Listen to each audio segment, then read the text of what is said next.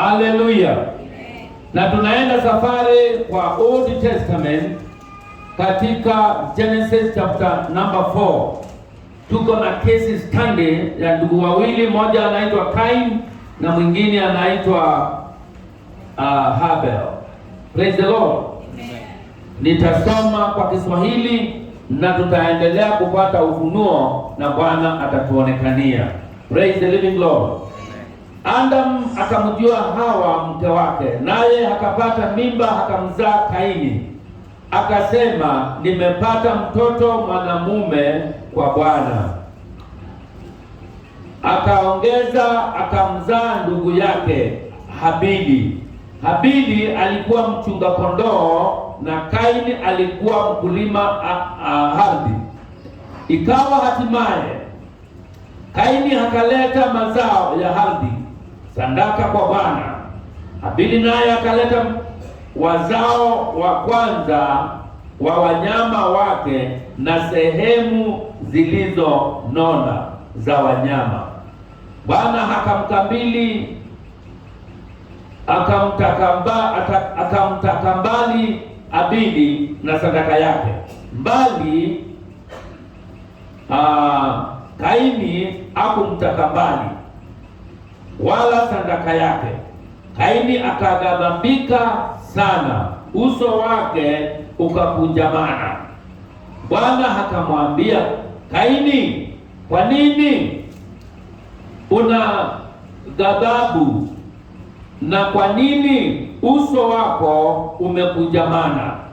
Kama ukitenda vyema utapata kibali, usipotenda vyema dhambi iko inakuotea mlangoni, nawe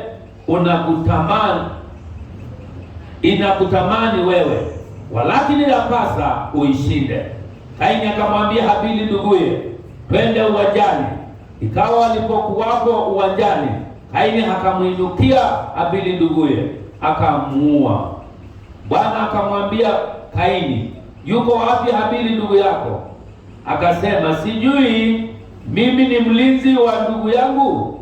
Akasema, umefanya nini? Sauti ya damu ya ndugu yako inanililia kutoka katika ardhi. Basi sasa umelaaniwa wewe katika ardhi iliyofumbua kinywa chake. Ipokee damu ya ndugu yako kwa mkono wako. Baba uishie milele, tunaomba Bwana ufunuo utokao kwako Bwana, ule ufunuo wa neno lako, neno ambao Bwana umeinua juu kuliko majina yako, ikatuendeleze Bwana, ikatuponye Bwana, ikatuvunjavunje roho zetu Bwana, na Bwana uishie milele, uhai ukapatikane kwa ajili ya neno lako, na ni katika jina la Yesu tumeomba na kuamini. Bwana Yesu asifiwe. Neno la Bwana linatuambia tutende wema ama tutende vyema. We must do it right. Bwana Yesu asifiwe. Mungu anatuangalia yale tunafanya, na maandiko yanasema kwamba ni lazima tuwe wakamilifu kwa sababu yeye mwenyewe ni mkamilifu, na Bwana atatubariki, Bwana atatuinua kulingana na neno lake. Bwana Yesu asifiwe. Lakini kuko na sera fulani lazima tufuate, kuko na mambo fulani lazima tusingatie. Tusipozingatia tutaomba na tuombe bure, tutafanya kazi nyingi na ile kazi haina maana kwetu. Kumbuka Paulo aliandika waraka wa Warumi, katika waraka wa Warumi mlango wa 10 mstari wa 1, kana kwamba anatamani Waisraeli waokoke, kwa maana yeye ni mshuhuda. Wanatafuta Mungu sana, lakini sio kwa hekima inayoleta utakatifu. Bwana Yesu asifiwe. Kuko na watu wanatafuta Mungu sana kuliko wewe, kwa mbali sana, lakini hawamtafuti kwa ile njia inayotakikana. They don't do it right. Praise the living Lord. May God help us to do it right. May God help us to perfect what He has given unto us in the name of Jesus. Hallelujah. Maandiko yanasema kwamba yule Kain alikuwa mkubwa, na hata wakati alizaliwa mama yake alishukuru, maana alisema nimepata mtoto kutoka kwa Bwana.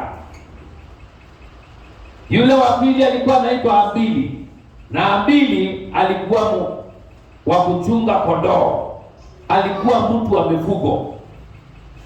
Lakini yule Kain alikuwa mtu wa mashamba, alikuwa mtu mkulima. Neno moja nataka uiangalie sana, inasema hatimaye. Kwa kizungu inasema in the process of time. In the process of time. Ile dhabihu ya Kaini haikukubalika. Wote walianza vyema. Tunaanza vyema wapendwa, tunaokoka vyema na tunaanza vyema na tunakuwa tunampenda Bwana sana, na inakuwa kitu chochote kinahusiana na wokovu unakipenda sana. Ukisikia kuko na kesha, unakuwa wa kwanza kwenda pale. Ukikutana na ndugu ameokoka, unakuwa umenyenyekea sana. Ukisikia kuko na conference, unakuwa uko pale pale. Bwana Yesu asifiwe. Lakini in the process of time, watu wananyanyaswa na shetani kupitia kwa dhambi. Maandiko yanasema kwamba Habili alileta uzao wake wa makondoo zake na sehemu zilizonona, which means yeye hakuangusha standards in the process of time. Bwana Yesu asifiwe. Habili alifanya vyema mbele ya Bwana na akapata kibali mbele ya Bwana. Kain alipoteza kibali kwa sababu alizoea, aliona ni kitu ya kawaida. Ile kibali ya kuchukua mavuno na kupeleka kwa Bwana aliona ni kitu ya kawaida.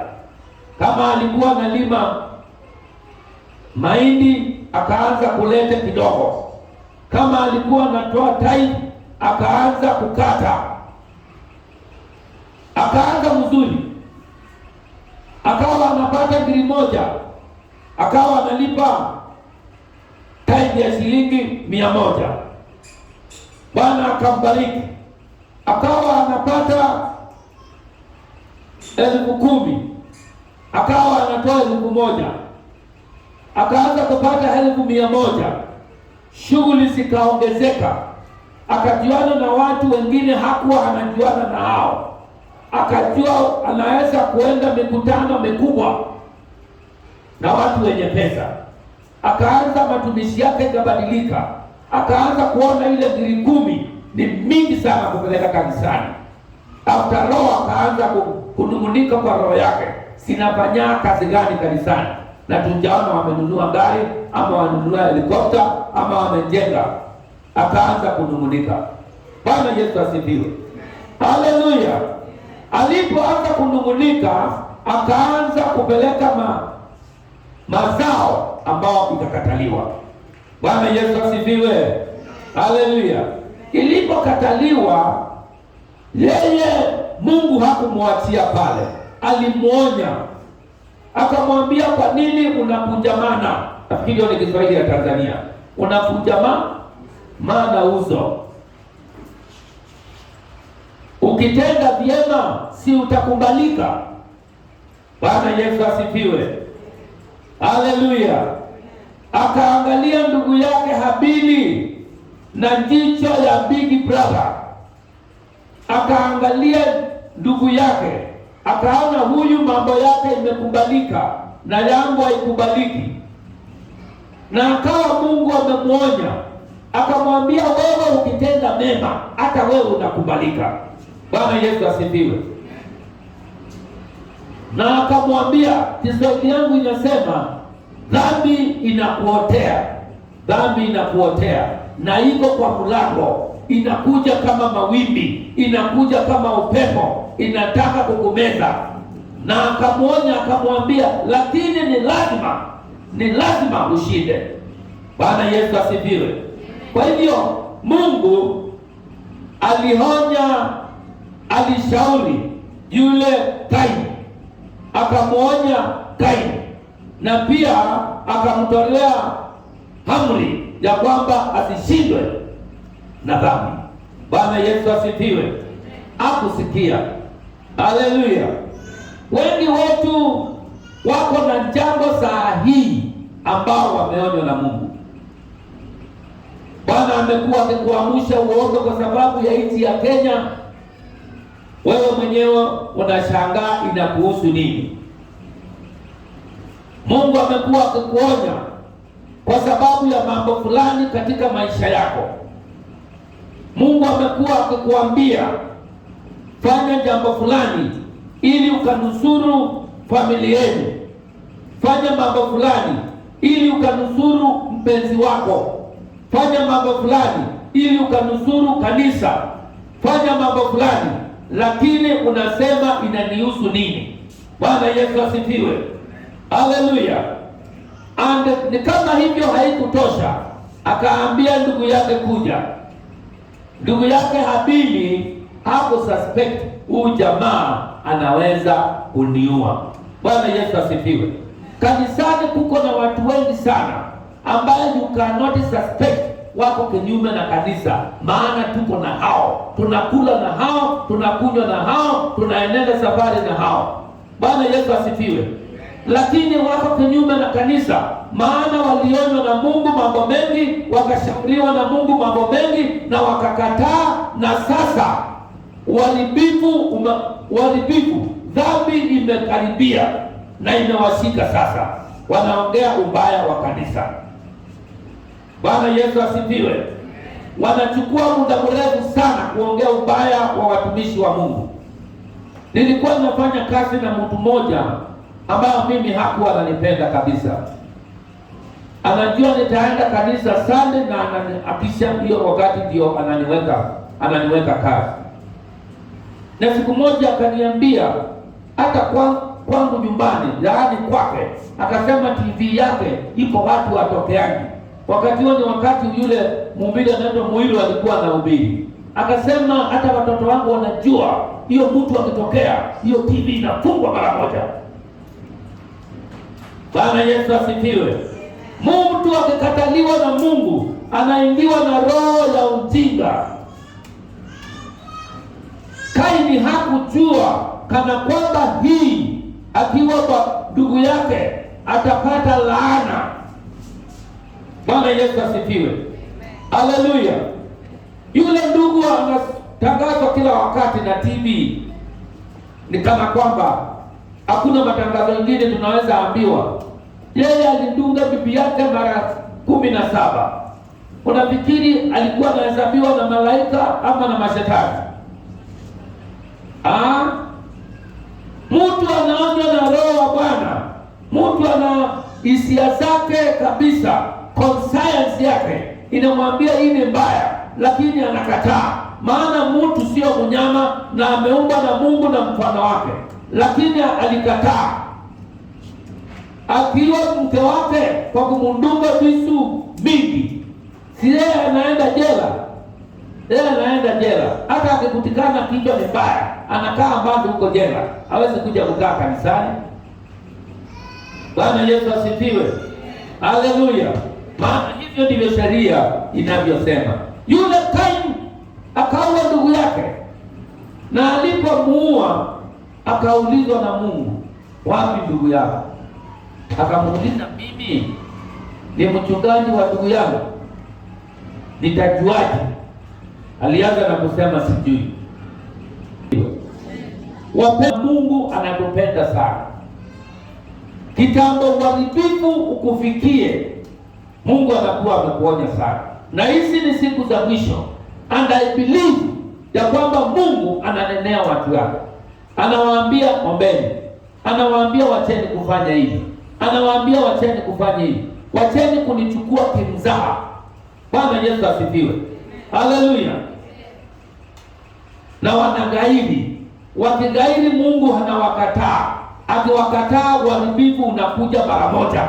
Maana hivyo ndivyo maandiko yanasema katika Proverbs 29 verse 1 inasema mtu anaonywa mara mingi na akikataa uharibifu unamjia, na unamjia mara moja. Ile mara moja haimaanishi utende dhambi jana Saturday alafu leo Mungu afanye kitendo. Tukiangalia tunaona yenyewe Mungu amekudhulumu. Hapana. Maandiko yanasema katika Mhubiri 8:11 kana kwamba Mungu hakali harakishi kukupanish kwa sababu ile dhambi umetenda. Kwa hiyo unaweza kuwa jana umefanya mambo mabaya sana, wewe unaangalia unaona hata mchungaji hajajua, hata unakuja hapa mbele. Bwana Yesu asifiwe. Hata unakuwa kwa praise and worship na unaangalia unaona nobody is suspecting. Ukiona mtu ameanguka mpaka ndugu amelewa pombe anatembea barabarani akipeana injili ambayo sio ya kweli, ujue hakuanza siku hiyo, alianza kuonja kidogo. Wewe unaona ndugu kanisani wanatafuna vitu, unashangaa ni vitu gani huwa mnatafuna? Bigiji kwani ni ya watu wazima ama ni ya watu wazee? Kumbe ni harufu fulani huwa inapotezwa. Lakini Mungu anaendelea na kuambia wacheni. Fanyeni nini? Wacheni. Wakisikia wengine wanakombolewa wanaokoka, wasiposikia wengine wanaendelea mpaka unakuja kukuta wakuta kwa mitaro wakiwa wamelewa. Bwana Yesu asifiwe. Ndugu moja ambaye alinilea kiasi alioa bibi ya pili, tukamuuliza na kwa nini unafanya hivyo? Akaniambia niangalie kwa Biblia ni wapi yeye yaani jina yake imeandikwa asioe bibi ya pili. Mtu akianguka anakuwa na maneno ya kujitetea, anakuwa mkali, anakuwa defensive. Bwana Yesu asifiwe. Na Bwana Yesu milele atusaidie. Mungu akikuonya, puuza aibu. Puuza nini? Puuza aibu ili unusuru maisha yako, unusuru ngoma yako, unusuru kizazi hiki. Bwana Yesu asifiwe. Haleluya. Kuliko kukasa ati umekasa kiofisa. Kwa Mungu hakuna kukasa kiofisa. Wewe ukitenda dhambi utasambaratika, utadhoofika, utaisha. Na watu wa dunia watasema nilijua. Atafanya nini? Atadhoofika. Na Bwana hatusaidie sana. Bwana Yesu asifiwe. Haleluya. Neno la Bwana linasema kwamba yule Kain aliweza kuonywa sana na kusikia. Halikuja kujua mambo yake imemwendea mrama. Akaanza kuambia Bwana, ile hukumu umenipea ni kubwa sana kulingana na ile makosa nimefanya. Mungu ni wa huruma, akamwambia hakuna mtu atakuua, na weka wewe alama, hakuna mtu atakuua, na atakayekuua alipe mara 7. Sasa mimi nashangaa, analipa mara 7 haji na yeye hapo na moyo moja. He has one life. If you kill somebody and wewe unalipa mara 7, how? Bwana Yesu asifiwe. Roho wa Bwana anazidi kutufunulia. Bwana Yesu asifiwe. Lakini ile kitu Mungu anataka sisi tufanye mambo right, tufanye mambo vyema, tufanye mambo vile inatakikana. Bwana Yesu asifiwe. Haleluya. Aliulizwa na Mungu, kama utatenda vyema, kibali sitakuwa juu yako. Bwana Yesu asifiwe. Lakini yeye hakusikia. Walianza vyema wapendwa, kama vile nilikuwa nimesema, lakini baada ya muda, hapo ndio injili iko. Baada ya nini? Baada ya muda. Wewe umezoea Mungu, wewe umezoea mtumishi wa Mungu, wewe umezoea injili. Haleluya. Waefeso wakaambiwa na malaika wa Bwana lazima warudie upendo wa kwanza. Bwana Yesu asifiwe. Warudie upendo wa kwanza. Ile values ulikuwa nazo wakati uliokoka, ulisikiza injili na ikakubariki, bado unabarikiwa kukihubiriwa, bado unatii. Bwana Yesu asifiwe. Mwaka huu ulipokuwa ukianza, niliwaambia Bwana ameniambia atatubariki, na hakika akatuambia hii miaka ya 2021 run down mpaka 2030 Bwana ataweka misingi tofauti sana, atatuwekea misingi ya milele. Unaweza kuwa the last 10 years umeharibu, unaweza kuwa the last 30 years umeharibu, unaweza kuwa sasa wewe ndio uko 20 years. These 10 years to come are very important, ndio itafanya uishi miaka ile ya Musa ya 120 years. Praise the living God. Watu wanaambiwa wanatakiwa kuishi miaka 70, alafu hiyo ingine ni ya mahangaiko. Wewe hujaona wazee kwenu wako 80 years na hakuna mahali inamuuma na hata hajui Injili? Hujaona watu wazima kabisa wako na miaka mingi? Ukiuliza watu wengine kama vijana, wanakuambia yeye hawezi fikisha miaka 50. Mungu amepeana maisha marefu, na ni Biblia ndio inatuambia. Amesema katika Isaya atakubariki na miaka zaidi ya 100. Isaya 25 mstari wa 20. Anasema na kusio na mmoja wenu atakufa akiwa chini ya miaka 100. Na ukikubali hayo, Bwana ataenda kutenda. Ukikubali hayo na ukiishi na hayo, na hiyo imani huwezi kufa. Bwana Yesu asifiwe. Haleluya. Maana maandiko yanasema kwamba na watakatifu wataishi kwa imani. Wataishi kwa nini? Kwa imani. Bwana Yesu asifiwe. Wewe unajua wazee wa zamani wale wachawi kabisa wa Ukambani hawakuwa wanakufa bila hao kupenda kukufa. Mtu alikuwa anaisha anabaki kichwa. Anasema iko mzee mmoja muendee yeye. Akija ndio nitakufa. Akija anamwambia kata hapa, anakata, anatoa kitu kwa mwili wake. Kutoka hapo anaambia vijana wake amekufa, na anakufa. Na Paulo akaongelesha Wathesalonika, akawaambia na nyinyi sisi tusikae kama watu wa dunia ambao watashtukiwa na kuja kwa Bwana. Sisi tutakuwa tunajua atakuja lini. Bwana Yesu asifiwe. Haleluya. Usiniambie injili nyingine. Hata Yesu aliita kando mitume yake akamwambia, ninaongea kwa mavumbo kwa hawa watu, lakini nyinyi mnatakiwa kujua ukweli. Cheni nao. Haleluya. Tupigie Yesu makofi kwa ajili yao. Wewe uko upande gani? Wewe uko upande gani? Yesu aliita mitume wake kando, akawaambia, ninaongea kwa mavumbo kwa hiyo watu, lakini nyinyi nawaambia ukweli, kwa maana nyinyi ndio warithi. Haleluya. Na mimi nimekuambia kwamba haistahili kuona kwamba kama utaenda hivi karibuni, hata kama unaumama na mbega moja utaishi. Bwana Yesu asifiwe. Na ukiinukia hiyo mbega pia itapoa, maana watakatifu wataishi kwa imani. Praise the living God. And we will do our things right, God shall remain on our side. In the name of Jesus. Hallelujah. Bwana Yesu asifiwe.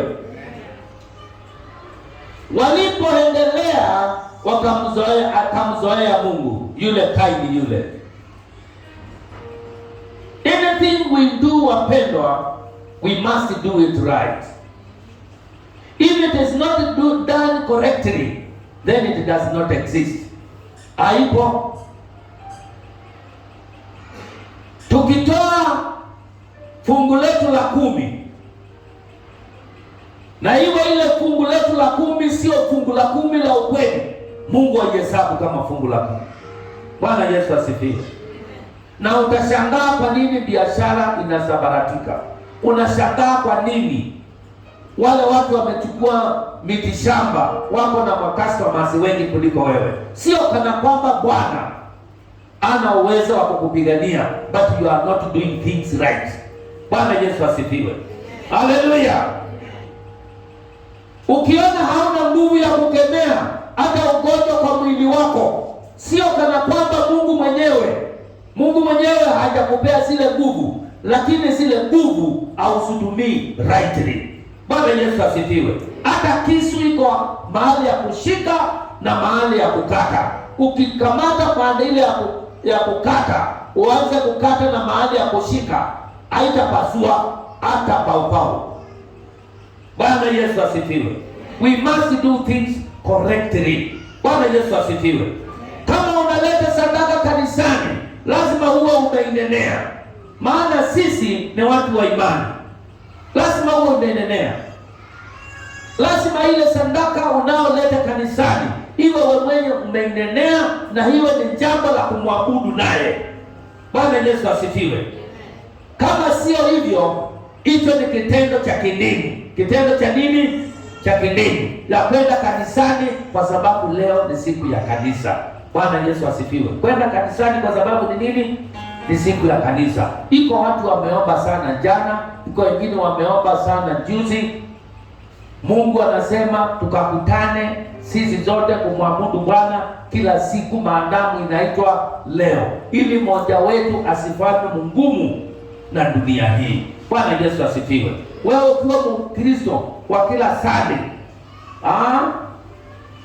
iko vitu ambao hata ukimwomba Bwana hatakutendea. Do you know what will happen? Kama Kaini, utanung'unika moyoni mwako, utasema wengine wanapendwa kuliko wewe, utanung'unika, na hata Mungu mwenyewe akikuongelesha bado utaendelea na kufanya kitendo kibaya, na utasema kanisa haina upendo, utasema kanisa haikukushughulikia, na utaongeza zingine nyingi kulingana na uzito na utele wa uchafu wa roho yako.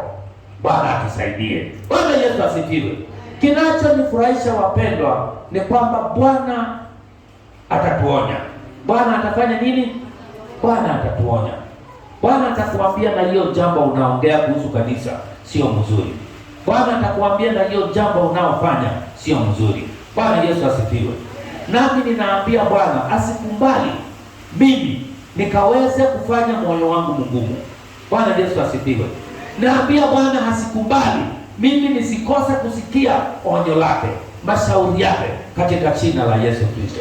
Maana kwanza tulianza vizuri, hata mimi nilianza mzuri, na kilio changu nilimalizia mzuri. Bwana Yesu asifiwe. Haleluya. Haleluya. Kain alipuuza na akaona ni jambo la kawaida.